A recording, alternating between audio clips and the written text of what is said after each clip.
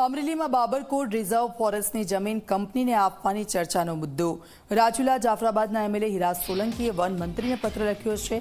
One મંત્રી અર્જુન મોઢવાડિયાને પત્ર લખીને ધારાસભ્યની રજૂઆત છે. ખાનગી કંપનીને માઇનિંગ માટે જમીન આપ્યાની મને ફરિયાદ મળી છે.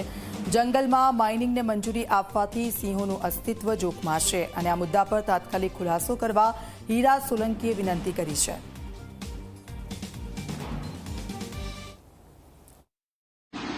ઘણા બધા લોકોએ રજૂઆત કરી અને આ રિઝર્વ ફોરેસ્ટની જમીન પ્રાઇવેટ કંપનીને માઇનિંગ કરવા માટે મંજૂરી આપી છે એવું ધ્યાન ઉપર આવતા તાત્કાલિક જ મેં અર્જુનભાઈ મોઢવાડિયા સાહેબને વન વિભાગના મંત્રીશ્રીને આ ધ્યાન ઉપર મૂક્યું છે પત્ર લખીને, અને સાચી હકીકત એમને આપી છે કે નથી આપી એ મારા ધ્યાન ઉપર ઓન પેપર કંઈ આવ્યું છે નહીં.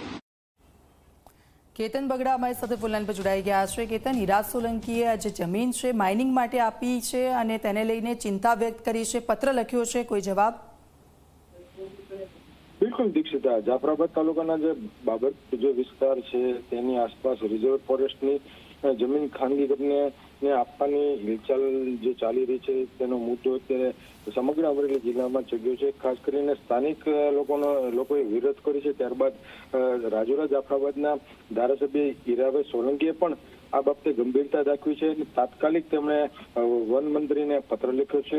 રાજુલા જાફરાબાદના જે ધારાસભ્ય હીરાભાઈ સોલંકી છે તેણે વન વિભાગ અને પર્યાવરણ કેબિનેટ મંત્રી અર્જુન મોઢવાડિયાને પત્ર લખીને જે આ કાંઈ જે ચાલી રહ્યું છે માઇનિંગનો જે પ્રશ્ન છે તેને તાત્કાલિક અટકાવવા અને તાત્કાલિક નિર્ણય આપવા પણ પત્રમાં રજૂઆત કરી છે. ખાસ કરીને જે આ જે વિસ્તાર છે બાબરકોટની આસપાસનો જે વિસ્તાર છે તેમાં સિંહોની ખૂબ મોટા પ્રમાણમાં વસ્તી છે.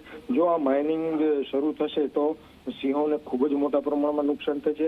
આની ગંભીરતા દાખવીને રાજુલા જાફરાબાદના ધારાસભ્ય હીરાભાઈ સોલંકીએ લેટર લખ્યો છે અને તાત્કાલિક આ બાબતે જવાબ આપે તેવું પણ લેટરમાં જણાવવામાં આવ્યું છે. જી બિલકુલ, આભાર કેતન સમગ્ર વિગત બદલ.